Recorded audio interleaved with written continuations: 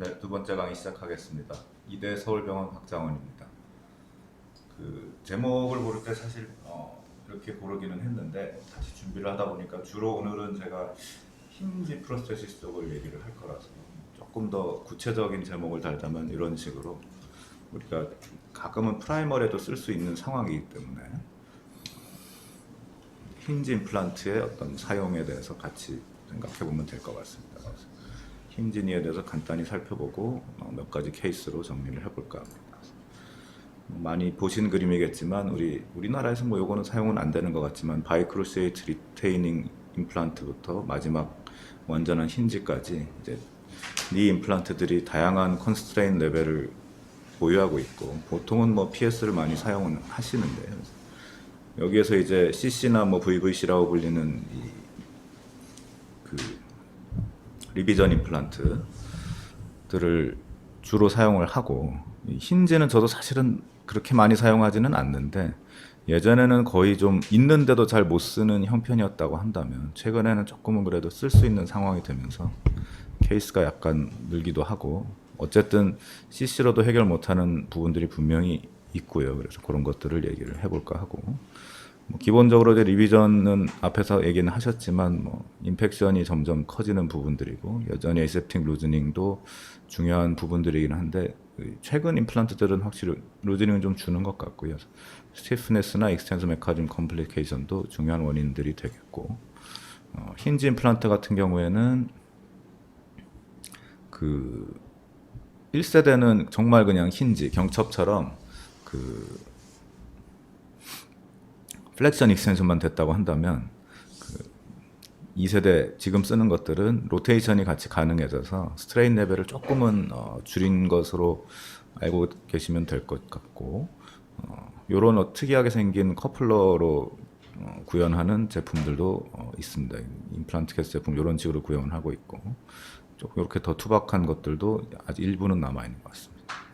그래서 인디케이션을 생각해보면 기본적으로는 뭐 많은 인스테빌리티가 있거나 본 디펙트가 심하거나 나이가 많은 환자들의 프랙처에서 사용해 볼 수 있겠고 아예 이렇게 좀 우리가 튜머 프로세스라고 불리는 전체적인 리컨스트럭션을 하는 디바이스들도 기본적으로는 힌지 구조를 가지고 있기 때문에 보는 개념에 따라서는 힌지 임플란트의 확장형으로 보면서 이해할 수도 있겠고 실질적으로는 이 제가 찾은 문헌에서는 이제 플렉션 익스텐션 갭 차이가 10mm 이상이면 힌지를 쓰는 게 어떻겠냐라는 식으로 이야기를 하는데 결국은 이제 CCK 타입의 포스트 그 점핑하는 그 문제를 해결해야 되는 부분이기 때문에 실질적으로 한 15mm까지는 우리가 힌지를 쓰지 않아도 되지 않나라는 생각은 제가 하고는 있고 아마 많이들 그렇게 시행하고 계신 것 같습니다.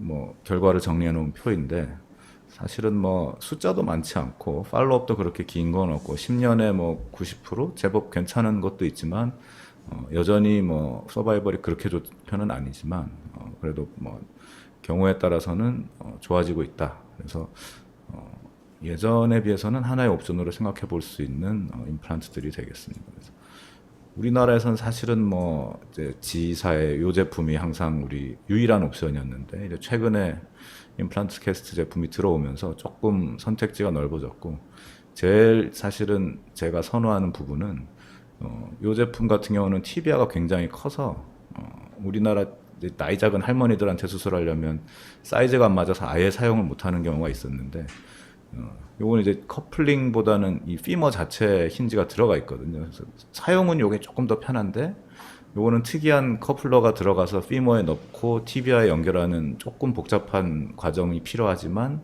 대신 티비아 임플란트가 좀 작아지는 특징을 가지게 되는 것 같습니다. 그래서 케이스 하나씩 보면서 말씀드리면 80세 남자 환자인데 그래서 뭐 여러 번 수술했던 환자고요. 이런 식으로 돼서 저한테 왔습니다. 그래서 CCK를 해놓은 상태인데 임플란트가 부러져 있는 상태라서 요거는 사실은 뭐 힌지를 걸기에도 여기 뺄 대책도 없고 그래서 고민하다가 그냥 다 날려버리고 처음에 말씀드린 튜머 임플란트 이런 식으로 무타스라고 불리는 제품인데 그래서 수술은 오히려 훨씬 빨리 끝낼 수 있었고 주의하실 거는 사실은 뭐 이제 토탈 힙 할 때도 우리가 반대쪽에서 넣을 때 스템을 언더사이징하기 쉽기 때문에 요거는 이제 시멘틀레스로 제품이 나와서 조금 이렇게 과도하게 해도 되나 싶을 정도로 빡빡하게 넣는 게 좋고요. 프랙처를 방지하기 위해서 케이블 하나 감고 하면 조금 수월하게 진행하실 수 있을 것 같습니다. 그래서 포스트업은 이렇게 돼 있고 환자는 상당히 만족하면서 펑션을 회복한 전형적인 시골 농부 스타일인데 만족하고 계십니다. 지금 6개월까지 팔로업이 돼서 아직은 삭감의 우려에서 끝나지는 않은 것 같은데 곧 소견서를 써야 될 시간이 올 것 같습니다.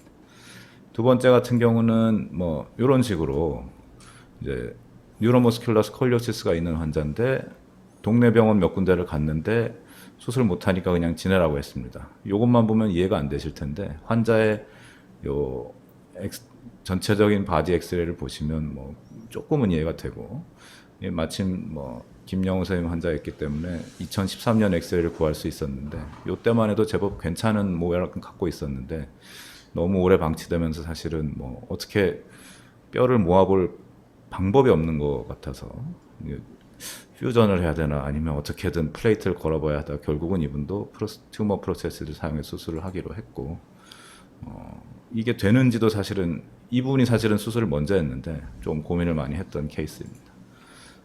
수술장에서 보면 엑스레이에 보이는 것처럼 뭐 전혀 껍질만 남아있는 뼈 그래서 그냥 제거를 하고요. 튜머 프로세스 수술은 참 많이 해보진 않았는데 그냥 하니까 오히려 막상 수술은 생각보다 빨리 끝납니다. 왜냐하면 일단 하기로 하면 디스탈 피머를 제거해버리고 수술을 하기 때문에 시간적인 문제는 오히려 적고 마찬가지로 시암 확인하면서 브로칭을 해서 스템을 집어넣게 되고 이분 같은 경우는 뼈 자체가 작아서 사실은 TBR을 제대로 넣을 수 있을까 좀 고민을 했는데 이제 옵셋 디바이스에 좀 도움을 받아서 잘 마무리를 할 수 있었습니다.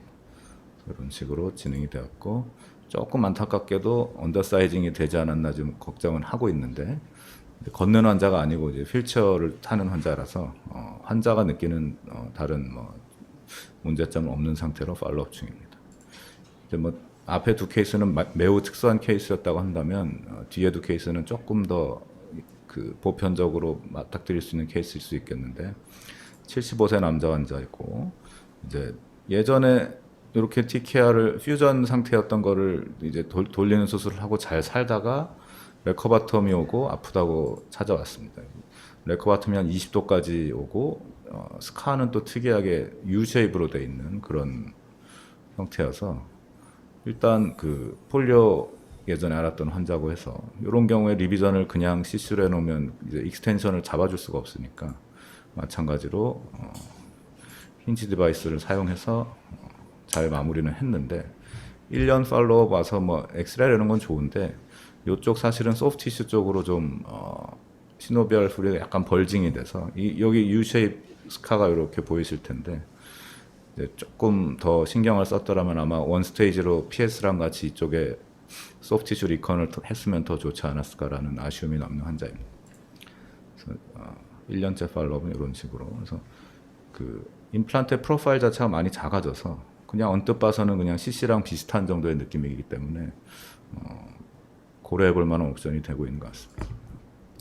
마지막 케이스는 62세 여자 환자인데요. 요거는 이제 프라이머리로 이제 힌지를 사용한 경우인데 이렇게 예전에 뭐 다양하게 오스테오토미를 치고 커렉션을 받았던 환자이고요. 폴리오 이분도 시퀄레인데 일단 무릎이 아프다고 왔습니다. 수술을 안 하면 안 되겠냐 뭐 하고 싶다. 그래서 이분은 사이즈를 재보니까 도저히 이제 아까 RHK는 안 들어갈 것 같아서 기다리던 차에 또 임플란트가 마침 이 수입되기 직전이어서 기다려봐라 이랬는데 또 넘어져서 프랙처가 돼서 파텔라 프랙처는 그냥 캐스트로 붙이고 이제 여기도 힌지 아니면 답이 없는데 오스테오토미를 쳐야 되나 마나 사실 고민을 많이 했는데 뭐 디바이스는 이런 식으로 나오고 인터럽 파인딩은 이렇고요. 그래서 요게 이제 커플러가 이렇게 생겨서 좀 특이한 거고 이 구멍 맞추는 게 생각보다 좀 까다로울 수 있고요. 수술장에서는. 그래서 이 부분 때문에 사실 이거를 오스테오토미를 쳐서 돌리나 뭐 좀 고민을 했는데 다행히 옵셋에 잘 맞아 들어가서 피머 티비아 쪽으로 마무리를 했던 케이스고요.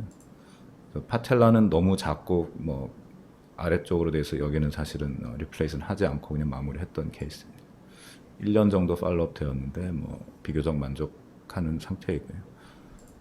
그래서 너무 이런 디바이스에 의존한 케이스만 보여드려서 약간 항상 그렇지만은 않다라는 증거로 뭐 이렇게 심한 케이스일 때 사실은 뭐 알로그라프트 넣고 덕지덕지 깎아서 뭐 그냥 일반적인 CC로 마무리하기도 하는데 노력에 비해 진짜 이렇게까지 해야 되나 생각을 많이 하면서 수술을 하고 했었던 기억이 나서 정말 심한 환자는 뭐 디바이스의 도움을 받는 것도 괜찮지 않을까라는 생각을 좀 하고 있습니다. 그래서 정리하자면 힌지가 어쨌든 복잡한 케이스에서는 충분히 사용할 만하고 튜머 프로세스도 뭐 루틴하게는 아니어도 정말 스페셜할 때는 우리 리컨스트럭션에서 사용할 수 있지 않을까라고 얘기 드리고 싶습니다. 감사합니다.